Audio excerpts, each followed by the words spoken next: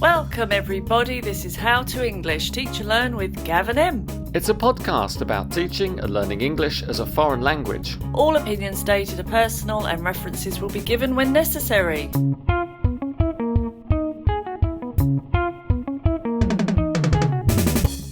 Em, it's the final episode of season 4 and I think we need to do something special for the followers. Well, that's lucky, Gav, because we have prepared something very special today. That's right, and we have invited some learners to ask us some questions, and it will not only be us, Em, who answer these questions, but in fact, some of our teacher colleagues. Ask your teacher A question is the topic. It is episode 26. Ask your teacher. Our students asked some great questions, Gav, and we have got some great answers. I hope so, Em. And we've invited some very special teacher guests to also contribute to today's show. So, Gav, without any further ado, shall we get on with it? Let's hear the first question from Peter. Hi, Gav and Em. This is Peter from Prague. Please, I'd like to ask you a question. How do you motivate your students? Thank you, Peter. That is a very good question, and I would say the best way for me to motivate my students is to pick some interesting topics that I think my students are going to enjoy. That's a good start. And to deliver and teach those topics with as much energy and enthusiasm as I can muster. That is such a nice answer, but that would be a different answer for each student because there can't just be one set of topics, one theme that everybody's going to enjoy discussing. That's right, Gav, and that is why I am amazing. I tried to be anyway. Can I answer that question now? I really want you to. I thought we were going to both answer all these questions, in fact. Well, I'll do my best, but my answer is more a question. You can't answer a question with a question, Gav. This is ask your teacher and then get an answer. Well, this time I think I'm going to say students perhaps should motivate themselves. Ooh. Is that a bit controversial? It's a little bit controversial. I do agree.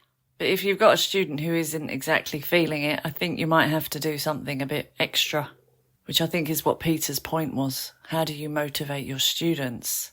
That is a very good point and a very good question. Therefore, I shall say... Don't have to be so dramatic. I show a lot of interest. I am very curious to know more about their views and their opinions and their experiences. And I honestly really enjoy learning about my students. And that's what motivates me and therefore means that I will motivate my students. I understand. So you mean you show interest in the students and the students will deliver. Precisely. Gav, let's hear from our first guest teacher, Sergio, and hear how he answers this question. Hello, Gav and Em. Hello, everybody who listens to How to English. This is Sergio Viola. I am a teacher in Rio de Janeiro. I'd like to focus on the question dealing with students. First of all, we know that we have to foster a positive learning environment. If you don't have a positive learning environment, of course, people are not going to engage. It's important to encourage open communication, make learning enjoyable, and emphasize the relevance of the content to their own lives. That's something that I usually do almost naturally. Yes, I have already incorporated this to my own practice in a very natural way. But sometimes it takes some thinking until you get the handle of it. Thank you, Sergio. That is a really good answer, and I think exactly what I would say if I could say it as eloquently as you. What do you think, Em? Absolutely. Sergio really nailed it for me too. It's so important to foster those relationships and keep maintaining them. I absolutely agree. Gav, what's our next question? Our next question is from Olga. Let's have a listen. Hello, Gav, and this is Olga. What was the last thing you taught and how did you teach it? Gav, you answer this first. Thank you, Olga. The last thing I taught was developing skills for working together, problem solving, giving instructions, following instructions. So what was that? Some kind of business book or a kind of worksheet for team building? No, it was in fact an online escape room that I played with my students. Fun. How did you do that? Well, I found a website that had a few different online escape rooms with lots of puzzles, and I said to my students, tell me what to do, I will follow your instructions, and we had to escape together using teamwork, collaborating. All the students had different skill sets, and it was really nice seeing them come together as they solved the different puzzles. That sounds fantastic. Was there a theme? The theme was Ancient Egypt. So a bit of vocab in there. Can you guess what some of those words were, Em? Do you remember the big box that you keep the mummies in? Sarcophagus. Very good. Pyramids. Of course. Sand. There was plenty of sand around. Sphinx. Why is that funny? It's not. Sphinx. What's the next question? Let's just move. Em, what did you teach last? I did advice in my last lesson. You did advice? What did you do? I taught how to use phrases, modals mainly, like you should, you ought to, you'd better. And was there a context? It was everyday business problems, but quite funny ones. Actually, Gav, I think you wrote this one. Did I really? You did. What were some of the funny advice that you had to give? Well, people had problems like they'd been paid double their salary. Oh, that's a terrible situation. What should you do in that situation? People had problems such as booking a holiday the same week as a boss they didn't like very much. So same resort with someone you don't get on with at work. Eek. I think my favourite one was you're giving a tour of a factory, quite a dangerous factory. You've got 8 people in the group and at the end you've only got 7. What should you do? Oh, I shouldn't be laughing. No, it's not funny. That is not funny. You should retrace your steps. You must make sure everybody has adhered to the guidelines. And finally, just change that number from 8 to 7 on the form as you were entering. No, don't do that. No, Gav. That would be a really bad thing to do. That's not good advice, is it? No, definitely don't do that. It was along all those sort of lines. Some of the students had problems, the other students had to give advice, and then the student with the problem had to decide which one to choose, which was good because they all had to come up with different solutions, which made them think quite hard about the problem. I like that activity. M. Let's get our next question from Frida. Hello, Gavin M. This is Frida from Germany. My question is, what's a typical day for a TEFL teacher? So what do you do then? Thank you, Frida. That's a great question. And it has changed for me quite a bit in the last few years. So it used to be split shift, lessons in the morning with a long break, lessons in the afternoon or early evening, and going out all day, being around the city, going to offices to teach. But these days, I'm sitting at home all day without a split shift. I generally do a block of lessons from the morning to the early afternoon, and then I'm done for the day. So online teaching has transformed my normal day. What about you, Gav? That transition sounds a lot like what many teachers have done. It's such a varied job. Me personally, I'm up early, have a break during the day, then I have some evening classes. Thank you for the question, Frida. And next, this is Johannes. Hi, Gavin M. This is Johannes. I have a question. How do you prepare for a class? Thank you, Johannes. Well, this fits in very well with the previous question. I roll out of bed, make a cup of coffee, I sit in a comfortable chair, and I switch on my computer and I'm ready. But I don't believe you. Really?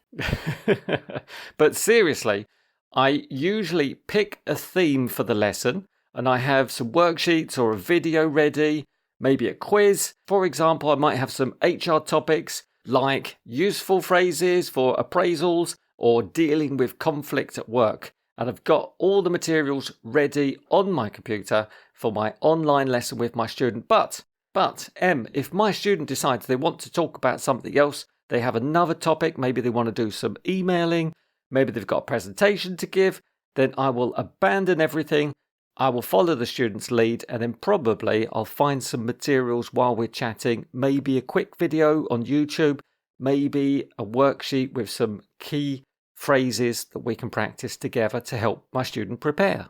How about you? Pretty much what you've said already. I always have something planned. I'm ready to abandon that if something else happens and the student wants to talk, but I always have something ready. I have a folder on my laptop for every class I've got, so I always, before the lesson, look at that folder, look at what they've done, what they haven't done, look at what they did last week. I also look at the attendance to see who came last week so that I'm aware of anyone who might have missed the lesson, so I can then ask the students who did attend to explain to the students who didn't. So I think it's always good for me to have that in my head, who's been in the lessons and who might need to catch up. And don't forget to make yourself a nice cup of tea, Em. Oh, absolutely. That is a priority. Priority. I like it. We must apologise. There may be some puns throughout this episode. Gav, before we go to the next question, let's find out how one of our friends, teacher Saar, prepares for a lesson. I like to plan ahead, so I have my syllabus and at least 10 to 15 lessons prepared. Now, right now I teach at college, so things change a little. Sessions are really short, 2 hours a week. I have the plan prepared, but there are some things you need to change. So I like to visit the syllabus, and then I compare it to the plan I pre-designed. I try to modify the parts that maybe are not going to work within a specific group. After reviewing the plan, I have to make sure that the teacher-centered time shouldn't be more than 30% of the class. The rest should be either individual work or group discussions. Well, that's for the pragmatics and semantics class, or the phonetics and phonology class. There is another class that is called materials development. For that course, we really try to have at least 20 minutes of teacher-centered time. Then we discuss anything in the material or the resources that should be checked. And after that, we get to design. There are some ingenious designs, games, worksheets that some of my learners have developed for their own classes. That's really great. It's key to have a syllabus prepared before the course begins and try to stick to it, but be flexible if you are able to. Good tip, Saar. Who's next, Gav? This question is from Silke. Hi, Gavin. This is Silke. I have a question for you. Have you ever got rid of a student or been fired by one? Ooh, that is a very good question, Silke. Thank you. Well, honestly, yes, I have. I haven't so much fired a student. I would say politely stopped teaching them. I don't know how else to say it. That is very polite, Em. You mean you fired them? I suppose so. It just sounds so harsh. But yeah, I must say, it hasn't happened very often. Very, very rarely. And what leads to a student being fired by you? I have got quite a high tolerance level, I'd say, but this was a particularly demanding situation. I had to go to this student's house, so they wanted lessons from home. It was a couple, so I was teaching a husband and wife. They wanted to do an FCE exam. So I had to do a lot of planning. As you know, teaching exam classes is quite a lot of work and requires students to do a lot of homework. But they had a small child, and I don't think they had really thought it through. I don't think they knew what was required of them. They hadn't ever had teaching at home before, so me trying to teach them while their child was running around screaming, trying to do a listening exercise, nobody could concentrate. I tried it for a few weeks. I did my best. I gave them a warning and I said, you know, this isn't really working for me. If we can't find another place, then I don't think we can continue. And nothing changed. So yeah, I unfortunately had to let them go. That is such a pity. It's such a shame that they couldn't find the time to really focus on their language learning and specifically for an exam. How did you let them go? I emailed them. Oh, not even face to face. No, I still feel bad about it. It's like breaking up with someone, isn't it? It's like, you know, you don't do it by text. And in the email, did you say, hopefully we'll be able to continue these lessons again in the future? Probably. Sounds like something I'd write. Yeah. Okay, Gav, make me feel better. Have you done the same thing? Em, I can't make you feel better, but the other way round. I may have been fired by a student, but in fact, I was just ghosted a couple of times. What do you mean ghosted, Gav? I mean, they stopped answering my messages when I said, hey, when's our next English lesson together? And they didn't reply. Oh. So I think I was sacked. Well, there's no real closure with that, is there? You're never going to know. They could have lost their mobile phone with the SIM card. Maybe they don't remember your number. That's what I tell myself, Em. Well, that would eat me up, that would. Not knowing is a hard one. You don't seem fazed.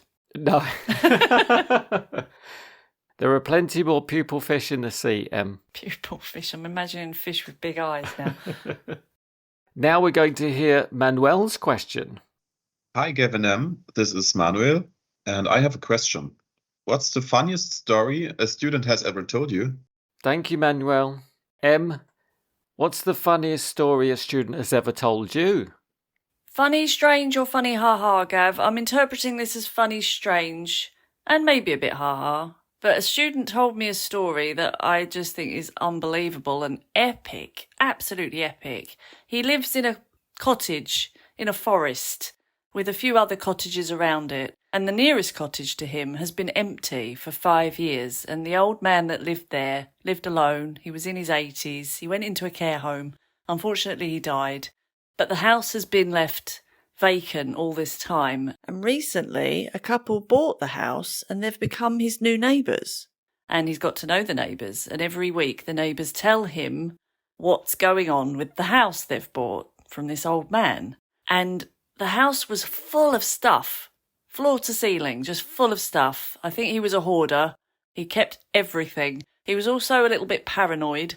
So he had security cameras up everywhere outside the house with barbed wire and all these shutters on the windows and very high-tech security equipment. He had 18 safes in the house. 18 safes? Yeah, all locked with no keys. So they've moved in and there's locked safes everywhere. What a treasure trove. That was a few weeks ago, but every week I get an update of the latest thing. So last week the student told me they've found a bag of keys and they've managed to open some of these safes. Very good. And I'm just sitting on the edge of my seat every lesson waiting to know what they've found. So last week they found a whole stack of Mont Blanc fountain pens, which are worth quite a lot of money, in one of the safes. Another one had flare guns in it, which was a bit strange.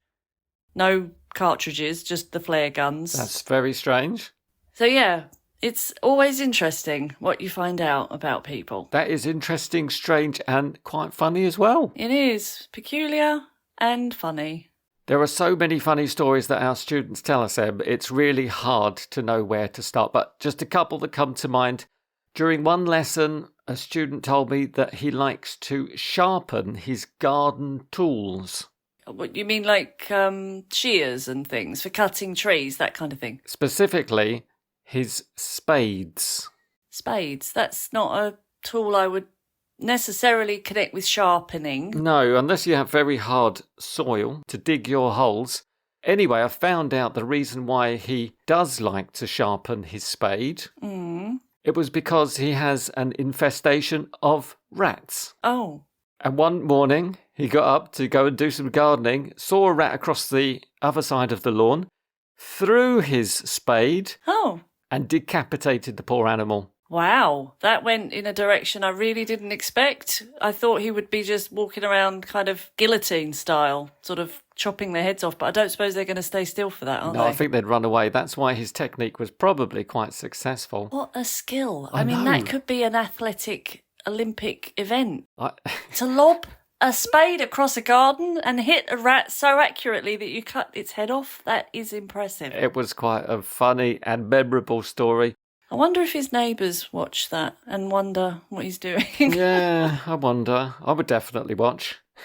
You do learn a lot from these classes we teach. You do. On the other side, Em, a teacher once told me to be careful next time I hang my washing outside. And I said, why is that? And he explained that the last time he pulled his underpants on, there was a lizard in there. Oh my goodness. I'm guessing this person was living in a tropical country. That was exactly the point. Wow. I suppose it goes along with check your shoes for scorpions, but check your pants for lizards. Mm-hmm. And by pants, Gav, I guess you're talking underpants. Underpants, not trousers. It probably doesn't matter if you've got a lizard in your pocket. Well, it would to me, but okay.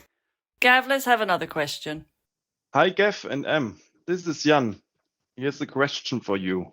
Have you ever made a mistake while teaching? Thank you, Jan. I'm not sure I should answer this question, as some of my students might be listening. Do you think they might lose respect for you, Gav? No, everyone makes mistakes. It's completely normal, but you have to admit to everyone, I've made a mistake, I'm going to correct it now, and that should be it. Even if it's weeks later, I suppose, you can always come back to something you did before that was wrong. So what was it? Don't think I've forgotten. I arrived at the wrong time to the lesson. Oh, that kind of mistake. By 45 minutes. And they were still waiting for you? I was 45 minutes early. The wrong direction. I don't think they knew what to do with me. They told me to wait in the cafe and drink as much coffee as I wanted. Oh, well, at least you weren't late. No, that's true. That would have been worse. I've also sent the wrong homework to the students many times. Yeah, that's a common one. You know when you teach one thing and then you say, I'm going to send you some homework related to this thing, and then you send them something different, and then you wonder why they can't answer any of the questions. Such a missed opportunity to give them something they could do. Never mind. It happens. As you say, we're all human. How about you? Yeah. Small ones, but sometimes big ones. I often teach the same lesson all week. So I plan one topic, one lesson, and I will do that lesson with every class I have all week. And this particular week was actually quite recently. I found some really good recordings. I think it was Market Leader, and it was all about companies that have made really pivotal decisions in their history that might have changed the outcome or changed their progress on the market. So it transformed them from being a mediocre company to a very successful one that everybody knows. Yeah, sometimes it was a good decision, sometimes it was a bad decision. So the students had to listen and work out if it was a good decision or a bad decision. So actually, I'll be interested to get your opinion on this. It's only a really short thing. I'm just going to read you the transcript, okay? Because I did this all week under a complete misconception of what it meant. And I was talking to all the students as if I knew what I was talking about. And then the very last lesson of the week, one student said, I don't think it means that. And I realised he was right, and I had the whole thing wrong, and I had to go back the next week to every class and apologise and say, you know, that thing I said, well, it was wrong. So you got taught something. I did. The recording went something like this, Gav. Between the mid-70s and the early 80s, Swiss watchmaking companies saw their world market share fall from 30 to just 9%. Then, in response to strong Japanese competition, came the decision to collaborate. The result was the swatch, and market share shot up to 50%. So when you read that, or when you hear that, came the decision to collaborate, who do you think is collaborating with who? The Swiss watchmakers are collaborating. And that would be right, Gav, and that's true, because Unfortunately, I completely misunderstood this, and when it said came the decision to collaborate, I thought it meant with the Japanese companies. Ah. So there's me looking at all the pictures of Swatch watches online saying, oh, look how interesting the design is. You can see the Japanese influence, can't you? And I found out later, Japan had nothing to do with Swatch. It was the Swiss companies that collaborated. It wasn't very clear, in my opinion. So I taught the whole time saying, yeah, Japan and Switzerland, they had this amazing collaboration. And only after the student mentioned it and then I checked Wikipedia, I understood they didn't collaborate with Japan. Well done for that student paying attention in your class. Could have been a Monday student, couldn't it? Never mind. At least you told the other students in the end. Our next question comes from Melanie. Hi, Gavin. Here's Melanie from Germany. I would like to ask, what's the most memorable lesson you've ever had? Thank you, Melanie. The most memorable lesson I've had must be when I took one of my students around the city of Prague sightseeing, looking at the castle, at the bridges, at the fabulous markets and old museums and everything all in one day was probably the most memorable thing I have ever done with a student. It was such a fabulous experience. Wow, Gav, that's an amazing experience. And you got paid for that? I know. And the student got to practice his English and learnt loads of info about the city, which he could then use when his family came to visit him and he took them on a tour. Nice. Also with the same student, we went shopping, we had some French pastries, we did a little rum tasting too. Really? It was such a great experience. Wow. How about you? What's the most memorable lesson you've had? I think there's loads. When I look back, it's lovely because I have this movie reel playing of all the great moments, and lots of times it is in the classroom where students are just working together and there's a real feeling of collaboration and that flows. You know, people talk about flow where everybody's in the zone and they're not focused on anything except what they're doing, and that for me is the magical moments. But when I think of a memorable lesson, it is also one that is outside the classroom. And I think I've mentioned it in a previous episode, but I had a student who worked in a big supermarket and he took me round the fish department and we were looking at all the fish and we were talking about them and he was asking me the names and I was asking him where they're all from and how they cook them. And it was just so interesting. And sounds like a really practical and fun lesson to have together. How about memorable in a negative way? Because I certainly have one. I can't think of anything negative right now, Gav. I'm not in the zone of negative. I'm thinking all positive things. Have you got a negative story? There's just one that sticks in my mind for being memorable, but not for a good reason. And it's because I was in a cafe with my student teaching pharmaceutical English and we overshot our lesson allocated time by an hour. Wow. We were having so much fun talking about medicinal things. We didn't realise the time had gone. And she was supposed to be in the middle of a really important meeting. Oh, so that, I suppose for her is negative. It's a bit confusing whether it's negative or positive. I guess if you're having that much fun, it's a good thing. It's memorable. Memorable. That's why I fit it into this question. That is amazing. I've never gone over more than 5 minutes, but I suppose time flies when you're having fun. Which leads us perfectly to Tobias's question, Em. Hello, this is Tobias from Germany, and I have one question. Which lesson would you like to forget? Thank you, Tobias. There are a few I'd like to forget for different reasons. Sometimes it's because students make it difficult. Sometimes it's because I'm not prepared. Sometimes the materials I'm using aren't the best materials. But this one time, Gav, it was none of those things. It was me. I was the problem. I felt sick. Oh no. Before the lesson. Oh dear, and you didn't cancel? No, I didn't cancel. I don't know why I didn't cancel. It was a bad mistake in hindsight.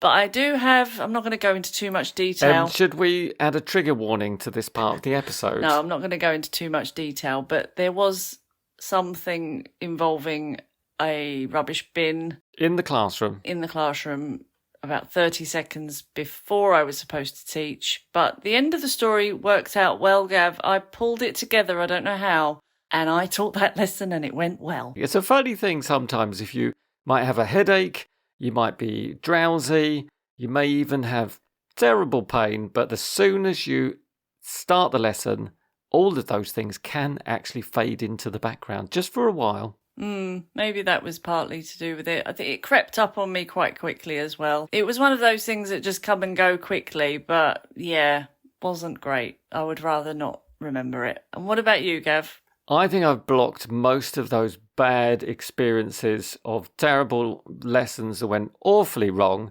from my brain. But I do remember quite a comical moment when I was invigilating in a TEFL exam. And I was standing at the front of the classroom. There were about 20 people doing their exams. It was complete silence. I think we were halfway through the exam. You can imagine the absolute silence. You could hear a pin drop, Gav? That's it. And then I looked at my watch and I thought, oh, they've got 30 minutes left. I have to let them know. So I stood right in the middle of the room and I shouted, 30 minutes left! And you should have heard the screams and the shock on their faces. And I think one of them gasped. Oh, no. And I said, "Oh, I'm sorry. You've got 30 minutes left. Please continue." But for any of those students who were starting to lose enthusiasm or energy or focus, I think I refocused them and they probably passed that exam because of me scaring them. You're a glass half full kind of person, aren't you? Don't worry about the other half that may have just been scared out of their skins. Wow. Well, those are the sort of things you learn never to do again, but you have to make that mistake and do it once. I definitely did learn from that. Yeah, I bet you'd rather forget that. Our next question comes from Johannes. Okay. Hey, Gav and Em, this is Johannes. Could you answer this question? Who was the laziest student you've ever taught? The laziest. Thanks, Johannes. I'm sorry to say it's teenagers. I'm not going to pick one specific one. All teenagers, Em? No, Come not on. all teenagers, but some teenagers have been quite lazy. And I get it. I remember when I was a teenager, I didn't really want to go to extra lessons after school. That really wasn't where my interest lay. So I get it, but yeah, it's not easy. Teaching sluggish, lethargic teens. I have to agree with you there, Em, but I do really have to rack my brain to think of a single lazy student. I think usually I put the laziness down to my inability to engage that student and to make them want to learn and want to do the exercises that I set them in the class. Absolutely, I totally agree. I always do point the finger at myself because I'm not that good at teaching kids and young people, so I do agree with you. If I had the right materials, the right topic, I'm sure it would be a different story. But sometimes I did feel like I had the best thing ever, spent a long time planning it, and it still just fell flat. But it might work with some classes, but not others. So what does that tell you? It's a bit random. It is a bit random. And in the example of giving homework and the student saying 1 week, "I'm sorry, I was too busy to do it." The next week, "Oh, I forgot. Did we have homework?" And then the third week, "Homework? What is homework, Gav?" Yeah, you kind of lose the will, don't you? Then I stopped setting homework, Em. And then a month later they say, "Well, can I have some homework?" As if you've never given them homework ever before. And then you start giving them homework and then they start giving you excuses. The cycle just goes on and on. We all know it. Students know it. Teachers know it. But we play the game, don't we? Thanks for that question, Johannes. Now we've got Violetta. Hello, Gav and Em. This is Violetta. I'd like to ask you a question. Have you ever met any unusual teachers? Thank you, Violetta. Em, have you met any unusual teachers in all your years of TEFL teaching?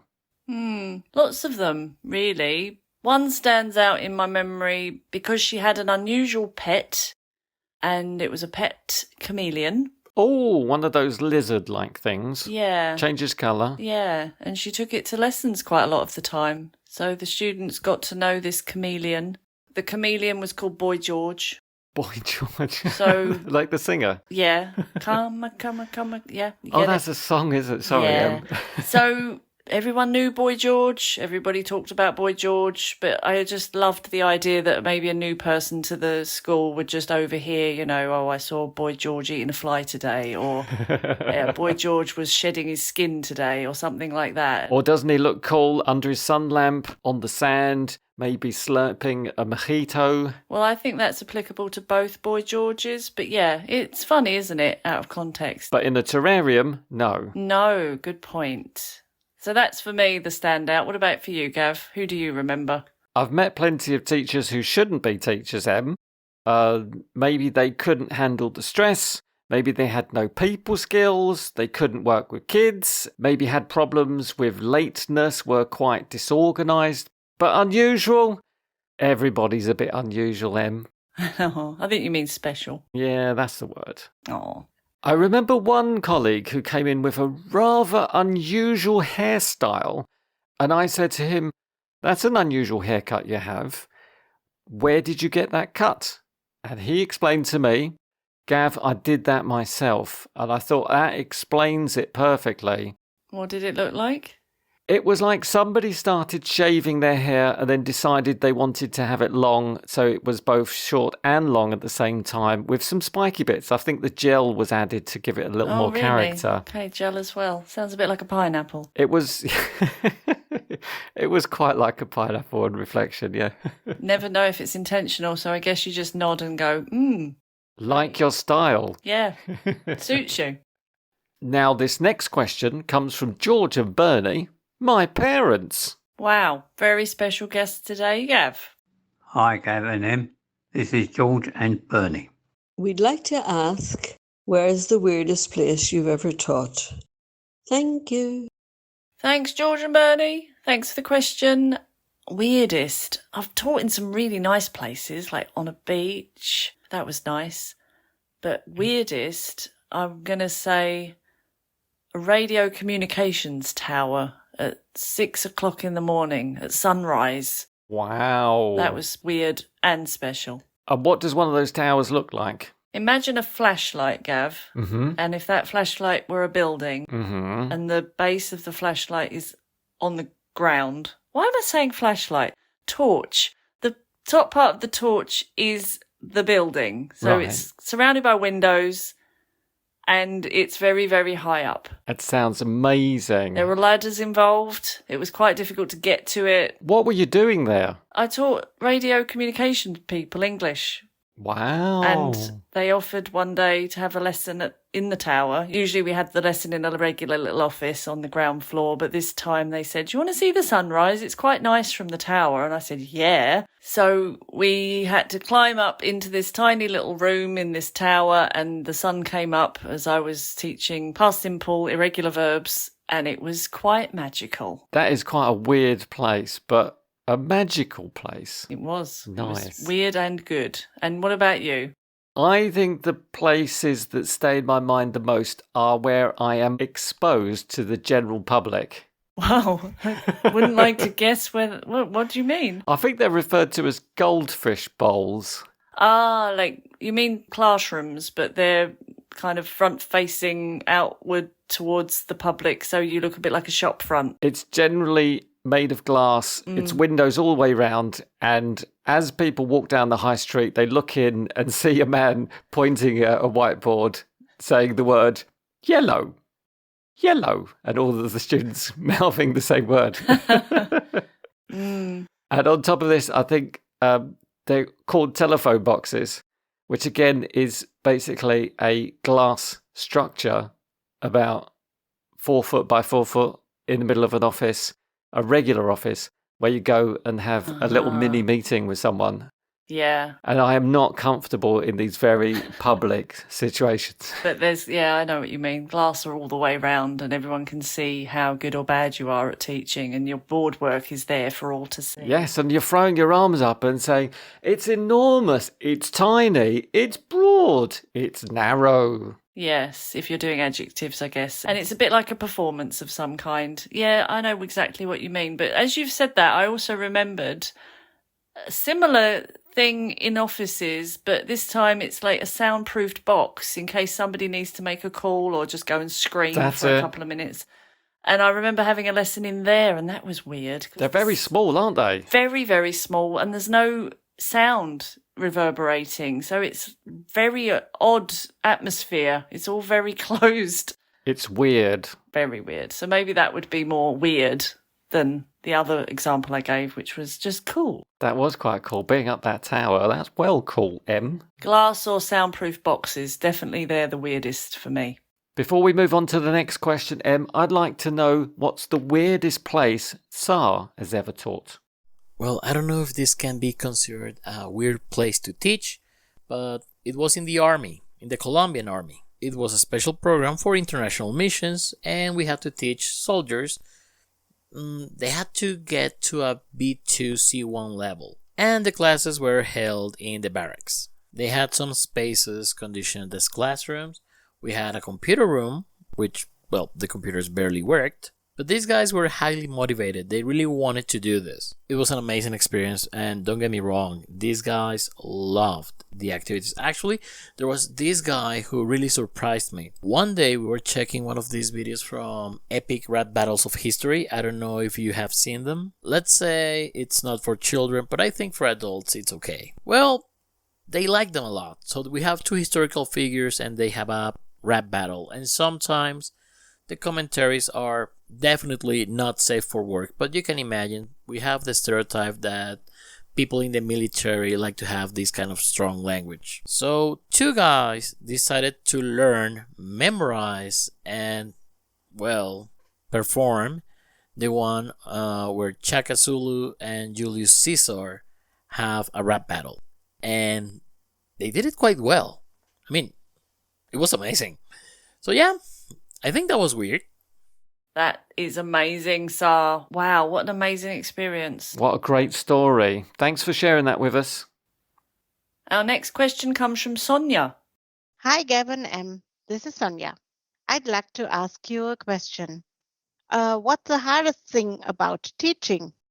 Thank you, Sonia. I'm going to throw this to you first.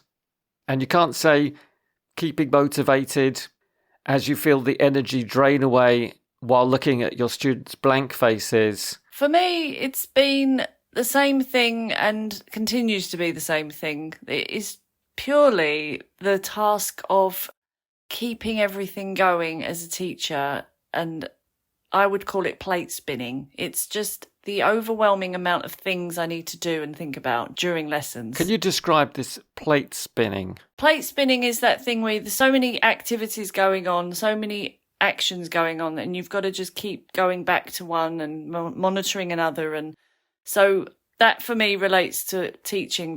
What are on these plates that you're spinning? Well, I like this metaphor you're using. Definitely one plate's got teaching the language on it. Another has got keeping the interest. Correcting errors is on another plate. Writing notes is on another plate. Thinking of the next thing that's coming up. Checking the timing on another plate. Making sure everybody's working together. There are so many plates. I don't think I even own that many plates, Em. No, exactly. Let alone be able to spin them up in the air. That is it. I've not even skimmed the surface, Gav. That was just the first ones that came to mind. So all of these plates have to be kept up in the air during every lesson. And what about you? What's the hardest thing for you? I think it's just keeping motivated when your students aren't. Because you can feel the energy draining away when you get one-word answers from your students, for example. I agree, Gav, that can be draining. But I know your teaching style, Gav, and you are full of energy, so I'm sure it doesn't last for long. You're right. Now let's get Felix's question. Hi, this is Felix from Germany, and I do have a question for you. What's the best thing about your job? Thank you, Felix. The best thing about my job would be seeing my students improve and gain confidence in English, like when they return from a trip or a conference abroad where they had to speak English, or, I don't know if you've had this, Em, but your student said, I was having my English lesson or I was on a conference call in English and my family member, my friend heard me and commented, wow, your English has really improved. You're so good at speaking English. I completely agree with you. For me, those are the things that are the most rewarding, and seeing the confidence of students who weren't speaking at the beginning of the course, to see them flourish is just, for me, the best thing ever. And I love the variety of the job. I think we've said it many times. It's always different. People are so varied. It's great what they do, their opinions, their experiences. It's just every day is interesting for me. And the materials that we use can be quite varied as well. So we can bring almost any topic into the classroom if the students are interested. We can talk about anything, we can learn anything we want. That's true, Gav. It is very free. That is an amazing thing as well. And there's just one more thing that I think is the best thing about my job, Em. What's that, Gav? Positive feedback. Well, yeah. And that means you've done a good job and the students are happy. And that's what we all want. Or just positive feedback anyway. I'm just happy for positive feedback. If anybody's listening, some positive feedback, please. Sure. Well done, Gav. Well done. Have a star. Only one? The next question is from Dietmar. Hello, this is Dietmar from Germany. Why did you become a teacher? Well, Dietmar, I must admit, initially it was for selfish reasons. I wanted to travel, and TEFL teaching is good for that. But now is a totally different story because I'm not really traveling anymore. I'm working from home, and my main motivation is to help people communicate, to help people get better jobs, to help people improve.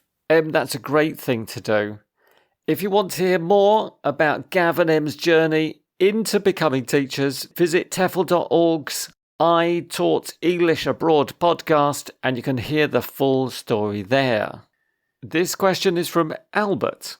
Hi, Gav and Em. This is Albert. Here is my question for you.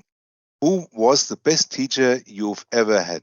Thank you, Albert. Great question. The best teacher I've ever had must be Mrs. Smith. Oh, who's Mrs. Smith? She was my primary school teacher, and I fondly remember going outside in the summer during the lessons, sitting under a tree, and she would read us nursery rhymes and children's stories and ask us questions while we picked up leaves and looked at them. That's lovely. What a lovely memory.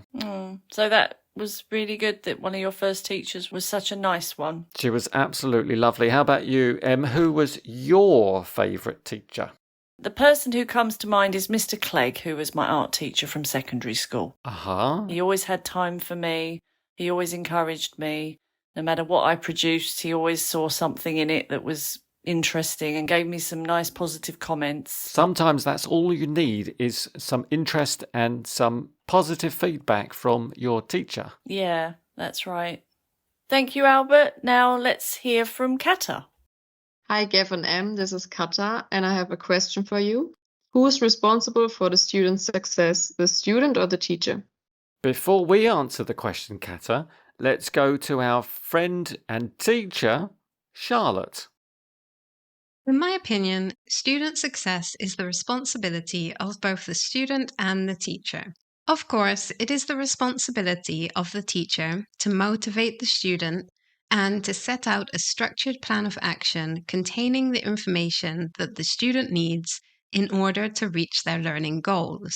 It's also the teacher's responsibility to provide students with a comfortable working environment. Not only physically, in terms of the classroom, if you teach in person, but emotionally. I genuinely believe that providing a warm and caring atmosphere is conducive to student success. If a student feels comfortable with us as teachers, they will be more inclined to tell us if they don't understand something or if they need help. Having said that, it's also the student's responsibility to put the work in. When we talk about learning a language, you can't just attend a class 1 or 2 hours a week and expect to become fluent. It takes a lot of time and dedication outside of the classroom time to learn any language. And I'm talking from experience here, as I'm learning Greek. Students need to do all the work the teachers assign, including homework. They need to study what they have learned previously because it takes a while for things to properly be absorbed by our minds. So all in all, I think it's fair to say that student success is a team effort. I agree 100%. A team effort. Yeah, it's got to be. Thank you, Charlotte. Teacher, make sure the lessons are interesting, relevant and engaging. Student, bring energy, enthusiasm and get involved. Make it real and meaningful. Learn all the new language that you got from the lesson. Don't just write down the new words and never look at them again, but find a way to incorporate them, put them into your lessons and practice them into the future, and they will stick, and your vocabulary, your knowledge of English will grow and grow and grow. That's right, Gav. Now let's listen to Mario's question. Hi, Gav and Em. This is Mario, and one question. So how could I be a more successful language student? Thank you, Mario. And Matthias, by some coincidence, has the same question as Mario. We recorded this question last week during an online lesson with his group. Hi, Gav and M. This is Matthias from Germany, Bavaria. I'd like to ask you one question. Melanie, could you mute your microphone, please? I did. At least I thought. We try Yeah, it was again. me. Yes, yes. Sorry. Frida did the baby sound. Yeah. So I really thought I'd do it, and Matthias can do it again, and I'm muted. Hi, Gav and M. This is Matthias from Germany, more precise, Bavaria. I'd like to ask you a question. How could I be a more successful language student? Thank you, Mario and Matthias. I would suggest finding something you enjoy doing from a language perspective and do it in English. So read the books you like reading, look at videos you enjoy watching, maybe get magazines on a hobby you have in English, and try and transfer that enthusiasm and energy you have for that thing, that hobby, that sport, whatever it is, and do it in English. That is exactly what I was going to say. Get passionate about something in English. Mm. And then it's done. It's sorted. Yeah. Job's a good one. How many students have you got who play online games and they can speak English so well because they've been communicating with people online? They are so fluent without even trying them. It's effortless when you find the thing you enjoy, but it's sometimes hard to find that thing. But I would also say look to what you're already doing. If you like beekeeping, if you like gardening, if you like bird watching, if you like badminton, find something online or a group or a chat room in that topic and get involved. Finally, our last question. I'm very sad that this is the end of the episode, the end of the season. The end of the year. Let's find out what our final question is from Fabian. Hi, Gav and M. This is Fabian. Could you tell me if there will be a new season of How to English podcast? The answer, Fabienne, is yes. Is there? Isn't there? Well, I was going to. Are you? So was I. So if you are, and I am, we are. We are. We are. One more time. We are. Gavin M's How to English Pod will be back for a new season in the new year. Does that mean it's called Season 5, Em? It's Season 5, Gav. Wow. 5 happy years of online podding, teaching and learning and teaching with our fabulous teacher and student guests. What more can you ask for from life? There's so much that we just didn't have time to cover in today's episode, but fortunately we'll be back and we can share all of these lovely stories, experiences and the knowledge of wonderful teacher and learner guests next year. I'm looking forward to it, Gav. See you in the new year, Em. See you in 2024. Happy New Year, followers. Bye for now. Bye for now.